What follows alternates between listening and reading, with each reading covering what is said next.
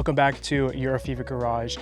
With me today is one of the biggest financial mistakes you can ever make, and that is buying a heavily depreciated luxury Grand Tourer with a V12 of British descent. In front of me today is probably one of the best designed but probably worst decisions you can make, and that is a 1986 Jaguar XJS.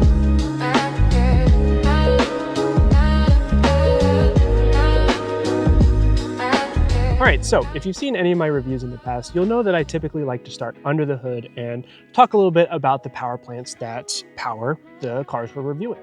This car has a very weird hood opening procedure that, as a German and specifically BMW person, was pretty foreign to me.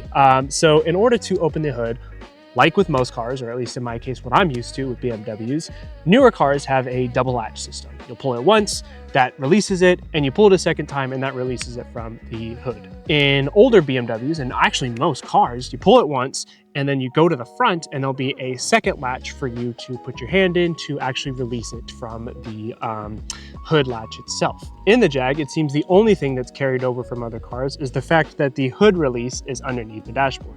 So, in order to release the hood, you have to pull the latch towards you to release the latch on the hood.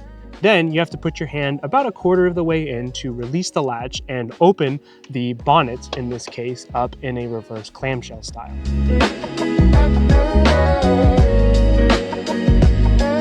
So now that we've learned how to open the bonnet of a Jaguar XJS, let's start this review by talking about what's underneath it. Underneath the bonnet of this 1986 XJS is the, maybe infamous is the correct word, 5.3 liter V12. The funny story of the development of this engine is that it basically started back in the 50s. It took about 20 years before Jaguar decided to finally put it in a production vehicle, and it was debuted in the 1971 Jaguar E-Type. It wasn't for another 4 years, when the first year of the XJSs came out, that they had a V12 in a, for lack of a better term, working man's vehicle. Because at the time, V12s were pretty much limited only to Ferraris and Lamborghinis and more high performance oriented vehicles. So back in the 70s, seeing a V12 in a slightly more mass produced vehicle was quite interesting. It was met with a little bit of skepticism and criticism. Was the general public correct in that assumption? I guess so, but they might have just gotten lucky with that.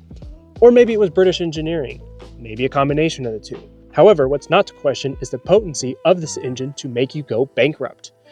If you've seen Doug DeMuro's video, he constantly talked about how these cars are consistently in the bottom of the list when it comes to buying any V12. If you go onto any car shopping website nowadays and just look up V12 car, you will always see these at the bottom, and for good reason. This engine is very well known for bankrupting its owners and costing tens, if not $100,000 to keep on the road. And it's not to say that these can't be reliable. They really are not bad engines when you treat them correctly, but if you look at them wrong, they will bite the hand that feeds them. But going into some of the figures, being more Grand Tourer focused, it didn't have the most power, it didn't have the most torque, it was meant to be smooth. That was the formula when it came to large luxury vehicles. You add a couple cylinders, smoothens out the vibrations, more torque meant more grunt, low end, you get smoothly to your destination without having to hear the roar of your engine. So what figures did this massive 5.3 liter V12 make? 265 horsepower. So about 20 horsepower per cylinder. But Donovan, you just said it wasn't about horsepower, it was about making torque. So obviously a V12 has to be making a lot of torque, right? Not really. It made about 295 pound-feet of torque, which at the time, if you had an E34 540, pretty much had the same amount of torque. It was around 280 pound-feet of torque from 4 less cylinders.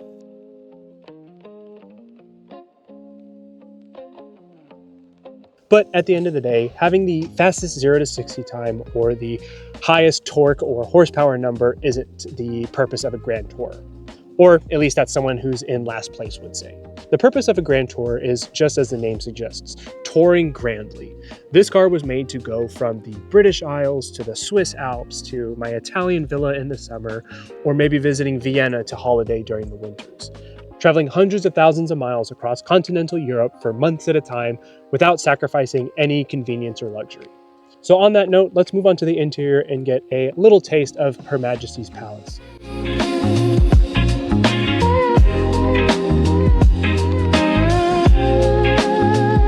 Now inside the Jaguar XJS, I cannot help but notice the absolute school bus-sized thin steering wheel that sits in front of me.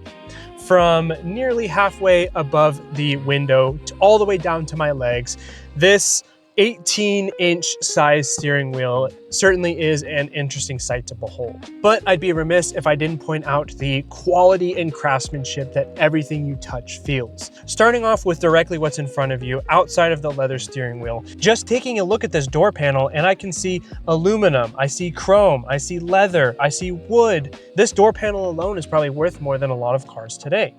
Continuing alongside the dash, we have this beautiful wooden inlay as well as a leather dashboard. Every single touch point is a soft, supple leather, or at least was at the time, and it's an unfortunate world we live in now where luxury means more screens, more technology, more plastic, when just 30, 40 years ago, luxury meant high-quality materials, craftsmanship, quality products that were meant to last a lifetime. And this is a 40-year-old vehicle, and while yes, it is considered one of the least reliable V12s, it's still here. And with only 84,000 miles on the clock, this car has so much life to give. So moving on to some features inside the vehicle, seeing that this is a 40-year-old car, there really isn't anything here to point out that isn't in any of your modern vehicles. I will point out that the layout is what's unique in this vehicle. Starting off with the cruise control that's built onto the transmission. We have this funny little brush area that keeps your transmission shifter clean. And speaking on the transmission, we have a 3-speed automatic. So I'm really curious how this is going to stack up on the highway when we take this out for a drive. Continuing up the center console, we have all of our climate controls, we have our onboard computer, and any switch that you need to control the interior of the vehicle. We have a couple of toggle switches for lights around the car, as well as the heater and the hazard button. But right smack dab in the middle, we have what I would think is probably one of the earliest iterations of an onboard computer. While antiquated by today's standards, it's crazy to see that over 40 years ago, we were able to track sensors like your average speed, average fuel consumption, range left, range that you've driven. Within the middle of your speedometer and tachometer, we have your coolant, fuel, oil pressure, and your battery light. And just above that, we probably have the most important sensors, and that's your error lights. This gauge cluster really reminds me of old airplane instrumentation, and the sensors in the middle definitely reinforce that, and just similar instrumentation of that time. Now, last thing I'll point out up here in the front, if I was a 80s European driving across Europe in my Jaguar XJS, what's more important to you is where do I put my cigarette? And so Jaguar thought of that by giving you 3 ashtrays. One for the driver, one for the passenger, and one more for the rear passengers. And while initially I was understanding of the cup holders, when I really started to think about it, these back seats aren't really usable by adults. So then I got to thinking, who's sitting back there that's able to smoke? Definitely not kids, right? Well, let's find out in this segment of Can an Average Man Fit Behind Himself in a Jaguar XJS Part 1.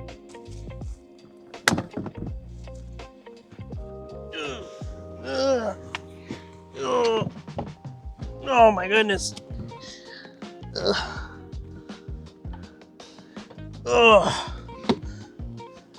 So I think we can clearly see that the answer to that question is no. At 5'9", I can't even sit upright. My knees are in my spine right now. And while I am surrounded by laps of leather, I can't say I am the most comfortable. Thank you so much for tuning in to Can an American Sit in the Back of a Jaguar XJS, and I'll catch you guys next time. In reality, it probably gets used as extra storage for your luggage or your handbags. So why don't we hop to the back and see what the trunk looks like. So now at the back of the Jaguar XJS, I'm very happy to report that if you are 2 carry-on sized luggage bags, you will happily fit in the back of this vehicle. On the other side of that though, if you are a mafia's hostage, unfortunately you'll also probably fit in here pretty well. I'm actually very surprised by the amount of storage that a car in this segment at this vintage actually has. Now there is supposed to be a spare here that does take about 1/4 of your trunk space, but without the spare and the raised trunk line, you could probably fit 4 carry-on size bags in the trunk here. Aside from that though, there isn't much to talk about here in the trunk. Behind this carpeted panel though, we can see the fuel tank, which sits right between the trunk and the rear passengers. You're able to fit them. So unlike some Fords that I know, as a driver, I feel a lot more confident that if I'm rear-ended, my back passengers are going to explode before I do. All jokes aside though, I've actually always wanted to review a Jaguar XJS because it combines my love of old European vehicles, big V12, and kind of an obscure car. So I was really curious to know what the actual ownership and reliability was like. Luckily for me, in the trunk here, we have the maintenance records. And of course, it's not thin. So in talking with the owner about the previous owners and how much it costs to keep them on the road, I spoke with the owner, Jacob, and he mentioned to me that in his 2 years of ownership, he's put in about $2,500, $3,000 to keep this vehicle on the road. Going through some of the maintenance records, I can tell you it's about 10 to 15 times that. Over the 40 years this car has been on the road, it's probably cost $50,000 based on what I've seen in the records to keep this vehicle on the road. Now, while $50,000 over the span of 40 years is still a lot of money, let's talk about the original price on this vehicle. This is a 1986 model year, which from my research had an MSRP of around $44,000. To give you some context on how affordable this vehicle was, the average home price in America in 1986 was, you guessed it, $100,000. Do you want to guess what the average American salary was at the time? $30,000. So for $100,000, you could buy a modest 4-bed, 3-bathroom house, or you could buy 2 Jaguar XJSs. Sounds like pretty solid investment advice if you ask me. On the note of investments, if you adjust $44,000 to today's money, that's over $128,000. That's right. In 1986, if you bought one of these in today's money, it would cost you $128,000. So if you're like me and you're opening up a tab to Facebook Marketplace right now, trying to find your closest Jaguar XJS, first off, don't. But as you'll quickly see, these cars are basically worthless nowadays. But in my research of finding some decent to good examples, you can find them anywhere from around $5,000 to $10,000 with anywhere under 100,000 miles. The bad ones, however, which is all of them, are generally under $3,000, which are the ones you want to avoid the most. And so at the end of the day, while I'm not a financial advisor and I'm not trying to give you investment tips, I think we best let that V12 speak for itself and see what this car is like to drive.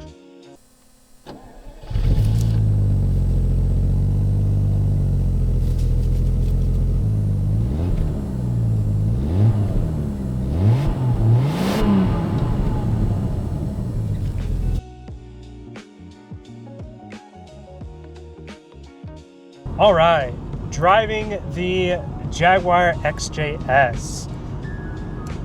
Man, it feels good to drive a V12, even if it's British. This thing is so comfy, so luxurious. I'm very surprised. Not having the most power, but you just never get used to a naturally aspirated V12. I mean, this thing is so smooth. It sounds great. It just sounds like a straight 6. Better still, it's comfortable. It's a little wafty, of course, being 40 years old, suspension's a little bit soft. Having 70 aspect tires also isn't helping your case, but man, is this thing fun to drive. I mean, I'm sitting right here at 50 miles an hour, about 2,000 RPM, and it's a little loud, I will say, for what this car should be. The windows are fully rolled up. And so initial impressions are, yes, of course, it's a little bit soft, it's a little bit wallowy, but it's a very confidence-inspiring ride at that. I don't feel like I'm wandering on the road, even though it has 215 width tires. Let's give it a little beans. It has a little bit of pep. That's 60. Definitely not the fastest V12 I've ever been in by any means.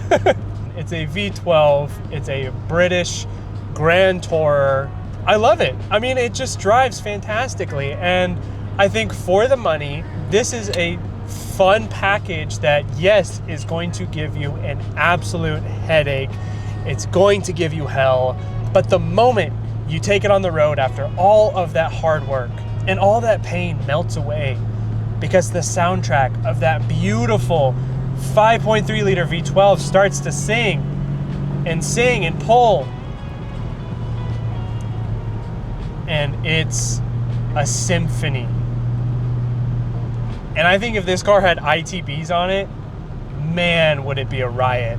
I'm truly at a lack of words to say. I can't believe I'm saying this, but I absolutely love this car. Wow. I mean, this car is just, it's crazy. I know I shouldn't love it, but man, does it just keep giving.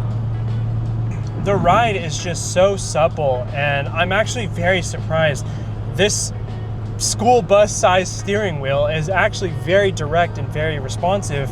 I don't feel like the 7 Series where that steering box is just not direct. And so I can confidently say that yes, you should buy a Jag XJS. I feel absolutely crazy saying that out loud. This thing is awesome.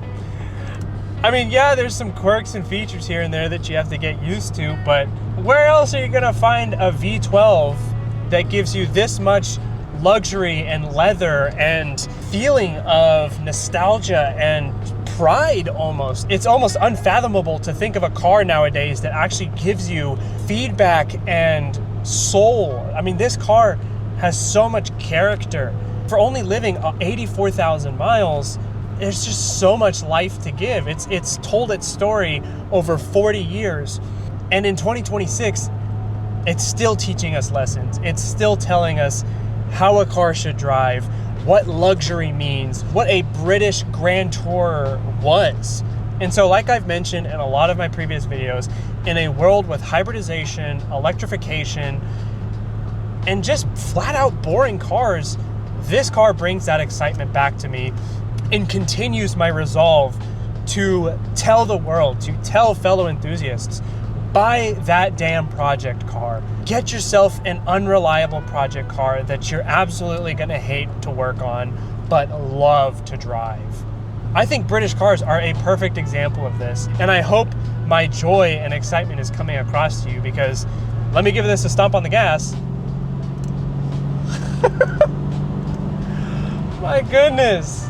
Oh, I just wish I could take this on the Autobahn. I wish I could take this on some back roads. This car makes me want to drive. And so while yes, this might be one of the most unreliable V12s, I can absolutely see why people bought this back in the 80s. So on that note, before I fall too in love with this car, let's move to final thoughts and conclusions, and we'll close out this video. So, what do I think of the 1986 Jaguar XJS? Just like any vintage European car, you get what you paid for. You're buying the owner and the maintenance records, not the vehicle itself. And so while this might have the moniker of the least reliable V12, in all actuality, it's quite robust, it's quite stout. I mentioned he spent another $2,500 to get it up to snuff, but outside of that, it didn't need much because it had already been worked on by people who cared about this vehicle. And so just like any old car, you have to do your due diligence and research before buying it. And so with that, I want to say thank you so much for watching this episode of Eurofever Garage. If you're a current Jaguar XJS owner or you're looking to buy one, let us know in the comments down below. What got you interested in these cars? What has ownership actually been like for you? As always, I'm your host, Donovan. Thank you so much for watching. If you want to check out some of our other reviews, you can check that playlist out here. And if you want to stay up to date for any time we upload new videos, you can press subscribe here. Thank you so much for watching, and until next time, see you guys later.